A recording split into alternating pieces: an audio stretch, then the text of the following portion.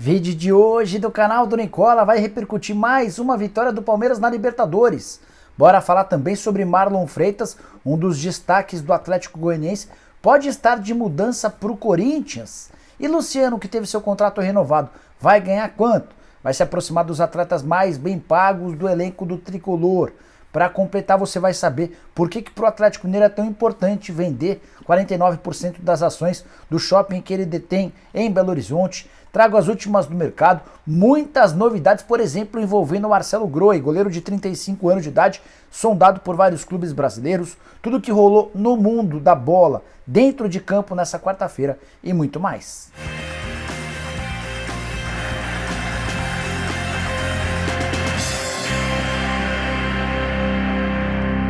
Fala aí pessoal, sou Jorge Nicola, bem-vindos a mais um vídeo do canal, sempre um prazer ter vocês por aqui. Antes de mais nada, deixa eu só pedir para deixarem like e se inscreverem no canal. Mas por que eu tenho que me inscrever no teu canal, Nicola? Primeiro para dar uma força, depois para ficar por dentro de tudo que tá rolando no seu clube do coração. E para se inscrever você não vai gastar nada, só apertar esse botãozinho vermelho de inscreva-se e ativar o sininho para ser avisado toda vez que tiver vídeo novo ou programa do Nicola, beleza? Bora começar contando que todo esse conteúdo é um oferecimento de Betano, casa de apostas esportivas, que é patrocinadora master do Atlético Mineiro e do Fluminense. E a Betano sempre prepara super odds. O que são as super odds? São promoções especiais com cotações muito melhores. Por exemplo, nessa quinta-feira a gente tem Manchester United e Chelsea, jogo da Premier League, e se o Cristiano Ronaldo marcar gol a qualquer momento, você vai embolsar R$ 3,15 para cada real apostado. Essa é boa, hein? Um pouquinho mais tarde tem Universidade Católica e Flamengo, jogo na Libertadores da América, e se pintar o primeiro gol do jogo do Zampedri ou do Gabigol, você pode faturar R$ 4,05, outro número extremamente interessante. Vitória da Católica está pagando R$ 5,10, o empate R$ 3,85 e o triunfo rubro-negro no Chile R$ 1,65. Para aproveitar essas e outras super odds é bem simples, pega o link que eu vou deixar no comentário fixo, faz seu cadastro na Betano e já começa a apostar.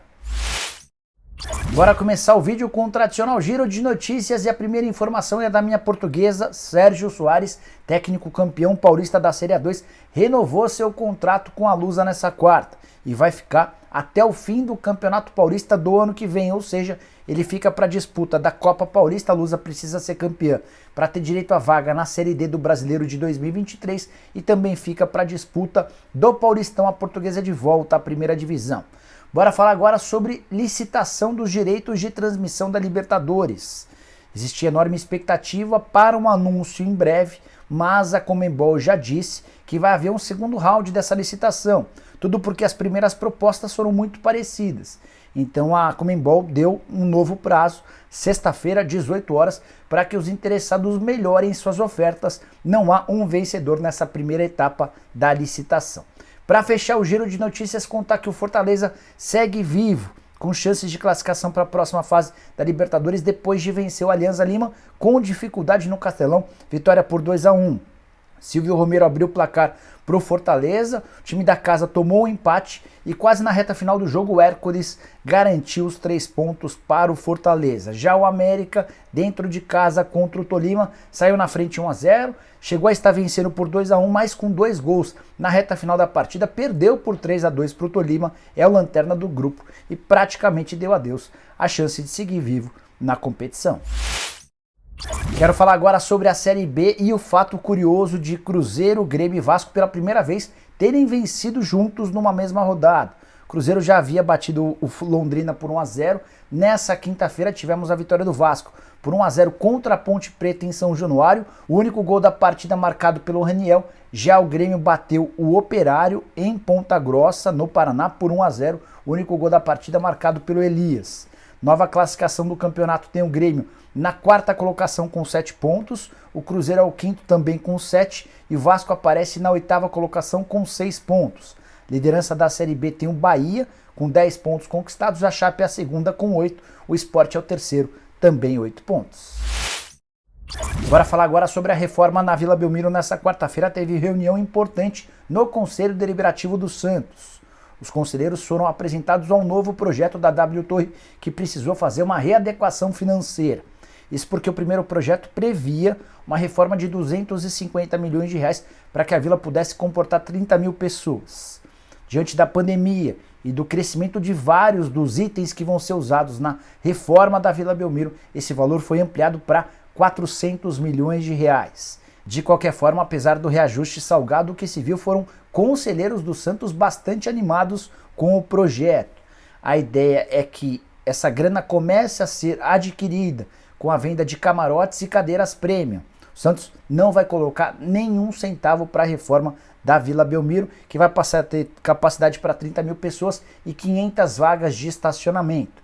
O Peixe vai ter direito a 100% da bilheteria em dias de jogos, além de um percentual na realização de shows, eventos, entre uma série de outras coisas que a W Torre pretende tocar na nova Vila Belmiro, como por exemplo a venda dos name rights. A ideia é que a nova Vila Belmiro funcione como tem sido no Allianz Parque, outro projeto construído pela W Torre.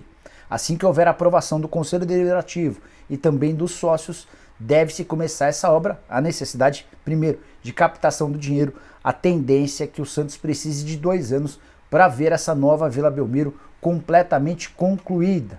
Só para completar, é legal contar que o Santos vai precisar encontrar um estádio para mandar seus jogos durante todo esse período, enquanto a Vila passa por obras. Quero falar agora sobre Marcelo Groi, ex-goleiro do Grêmio, da seleção brasileira, 35 anos de idade e alvo de várias propostas de clubes brasileiros nos últimos meses. Atleta que está indo para o último ano de contrato no Al Ittihad da Arábia Saudita. Já passou por poucas e boas por lá. Salários atrasados, problemas para receber, falta de estrutura, mas nesse momento as coisas deram uma bela melhorada. E o Marcelo Groi tem recebido rigorosamente em dia. Rigorosamente talvez seja o modo de dizer, mas nunca se pagou de maneira tão próxima do correto quanto atualmente. Até por isso está completamente descartada qualquer possibilidade de o Groi recorrer à FIFA para rescisão do contrato. Recentemente, em uma das várias consultas de clubes brasileiros, um dos representantes do Groi procurou os dirigentes do Al Ittihad para saber qual seria o preço para liberá-lo. E a resposta foi a seguinte, abre aspas, não tem preço, pode avisar aos clubes interessados, fecha aspas.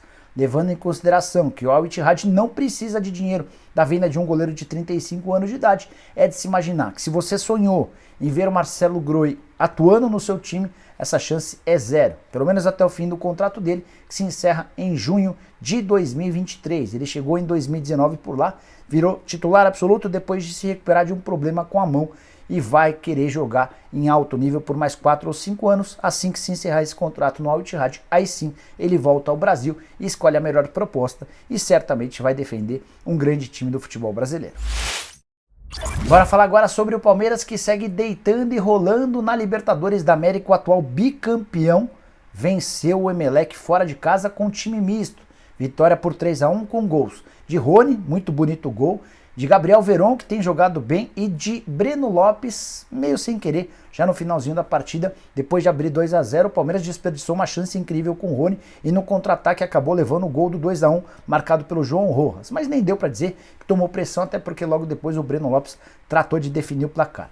3 jogos, 3 vitórias, 100% de aproveitamento e 15 gols marcados. O Palmeiras é de longe o melhor ataque da competição, também se beneficiando da fragilidade dos adversários. Uma curiosidade, a edição da Libertadores em que o Palmeiras mais marcou gols foi a de 2020, 33 gols marcados. Verdão já tem 15 em apenas 3 partidas, imaginando que ainda tem um retorno contra esses mesmos adversários, é enorme a chance de a temporada de 2022 ficar marcada como a temporada com mais gols do Verdão e uma única edição da Libertadores. Antes de mudar de assunto, só contar que o Rony com esse gol se tornou o maior artilheiro do Palmeiras na Libertadores, são 13 gols contra 12 do Alex e 11 do Rafael Veiga, Veiga que foi poupado da partida. Só não gostei da atuação do Atuesta. Para mim jogou numa outra rotação, bem abaixo dos demais. Bora falar agora sobre o Atlético Mineiro com um assunto extremamente importante. Vale ou não a pena vender o Diamond Mall?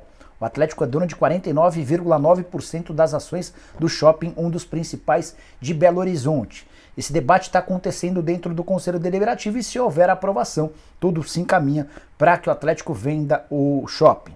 É legal contar que toda a cúpula do Galo, incluindo Rubens e Rafael Menin, são extremamente favoráveis à venda do Diamond Mall. Tudo porque financeiramente é o negócio mais viável, é isso que eu quero explicar para vocês. O Diamond Mall rende ao Atlético por ano, até 2022, cerca de 7 milhões de reais. A partir de 2023 muda um status do acordo e a partir daí o Galo passa a faturar cerca de 25 milhões de reais. Guarda esse número de 25 milhões. É que se o Atlético vender o Diamond Mall por 400 milhões de reais, que é o valor estipulado no mercado, o Atlético reduz em 400 milhões de reais sua dívida. Essa grana vai toda para o pagamento de dívidas. E o custo que o Atlético tem com esses 400 milhões de reais de dívida é de 55 milhões de reais por ano. Então, para explicar, 25 milhões de receita a partir do ano que vem. Se o Galo vende o shopping e utiliza esses 400 milhões para diminuir a sua dívida, o Atlético consegue 55 milhões a menos de custo com a dívida. Por isso é tão importante vender o Diamond Mall. Estamos falando de uma diferença de 30 milhões de reais por temporada. Isso sem falar na nova equação das dívidas do Galo. O Atlético deve hoje mais ou menos 1,2 bilhão de reais. Com menos 400 milhões, essa dívida cai para 800 milhões de reais, que ficariam divididas da seguinte maneira: 300 milhões em dívidas tributárias, mais ou menos equacionadas, 250 milhões de reais com a família Menin, com custo zero de juros, não há problema em relação a essa dívida. Sobrariam apenas 150 milhões de reais de dívidas com algum custo, aquelas dívidas mais preocupantes. Então o Atlético muda radicalmente o seu aspecto financeiro e também sua condição de dívida a partir desse acordo. É por isso que há enorme esforço político e interno para que o shopping seja vendido o mais rápido possível. Quero falar agora sobre o São Paulo, que anunciou nessa quarta-feira a renovação de contrato de Luciano, informação que você já soube há vários dias aqui no canal do Nicola, mas como a ideia é sempre evoluir nas notícias, bora contar sobre o patamar financeiro do Luciano a partir de agora com o novo contrato. O vínculo atual terminaria em dezembro de 2022 e foi estendido até dezembro de 2024. O Luciano segue ganhando 400 mil reais por mês até o fim dessa temporada. Para o ano que vem há um reajuste e ele passa a faturar 500 mil mensais. No último ano de contrato, na temporada de 2024, ele passa a faturar 550 mil. Dessa maneira, o Luciano deixa de ter um salário tão defasado em relação aos atletas mais bem pagos do elenco. Hoje, quem mais ganha é o Thiago Volpi, na casa dos 700 mil reais mensais. Já o Éder, o Patrick e o Nicão ganham, cada um, cerca de 600 mil por mês, valor que inclui salários, direitos de imagem e luvas. Num terceiro patamar aparecem o Rafinha, o Miranda, o Caleri, o Rigoni e o Arboleda, com salários entre 500 e 550 mil reais por mês. É nesse contexto que o Luciano passa a figurar a partir da renovação do contrato. O tricolor, com essa extensão do vínculo, está mais seguro em relação ao assédio de clubes árabes, que vivem sondando a possibilidade de contratar o Luciano. A partir de agora, se pintar proposta, vai caber ao São Paulo decidir se vende o atleta ou se o mantém jogando no Morumbi. O próximo que deve ter o seu contrato renovado é Diego Costa. Contei para vocês a respeito das tratativas. Zagueiro titular absoluto, só 22 anos de idade, vínculo até dezembro. A extensão deve acontecer por mais 2 anos também. Bora fechar o vídeo falando sobre Marlon Freitas. Já ouviu falar? Volante de 27 anos de idade, revelado no Fluminense e um dos principais atletas do Atlético Goianiense desde a temporada passada. Volante do tipo moderno, muito bom na marcação, mas excelente com a bola no pé. E o namoro entre o Marlon Freitas e o Corinthians existe há bastante tempo. Cheguei a contar para vocês com exclusividade em 2021 que o Timão havia feito uma proposta. Depois até o presidente do Atlético Goianiense, o Adson Batista, lamentou que o Corinthians só quisesse liberar o Janderson para permanecer no Atlético se o Dragão topasse colocar o Marlon Freitas na jogada. É óbvio que o Atlético Goianiense recusou essa oferta. O Marlon Freitas é o principal ativo do clube. Só que, para desespero do torcedor do Atlético Goianiense, o contrato do Marlon Freitas termina agora em 31 de dezembro. O Adson Batista tenta há meses a prorrogação do contrato e o Marlon tem adotado o discurso de que não quer pensar nisso por agora. Nos últimos dias surgiu uma especulação muito grande de que o Marlon vai jogar no Corinthians. Para a próxima temporada, o Timão não tem demonstrado intenção de pagar direitos econômicos. Para tirá-lo agora, haveria necessidade de um acordo com o Atlético Goianiense. Antes de gravar o vídeo, procurei um dirigente do Corinthians que preferiu não tocar nesse assunto. Já com o Márcio Bittencourt, que é o representante do Marlon, a frase foi a seguinte, abre aspas: "Até agora não temos nada oficial", fecha aspas. Natural que ninguém queira abrir o jogo, afinal de contas, qualquer notícia que sai agora pode até resultar num processo de assédio. Somente a partir de 1º de julho, quando o contrato do Marlon Freitas entrar nos últimos 6 meses, é que ele vai estar livre para assinar um pré-contrato. E existe uma chance real de Marlon se tornar mais um reforço do Corinthians sem custos para a temporada de 2023. Só para completar, é legal contar que em 2022 o Marlon Freitas já soma 24 partidas, 5 gols e 2 assistências, é de longe a temporada mais artilheira do volante. Bom, pessoal, eram essas as informações que eu queria dividir com vocês no vídeo de hoje do canal do Nicola. Quem curtiu, deixa like. Quem não curtiu, deixa like também. Comenta, deixa a sua opinião. Não esquece de me seguir por aqui, de me seguir também no canal de cortes do Nicola. O link está na descrição.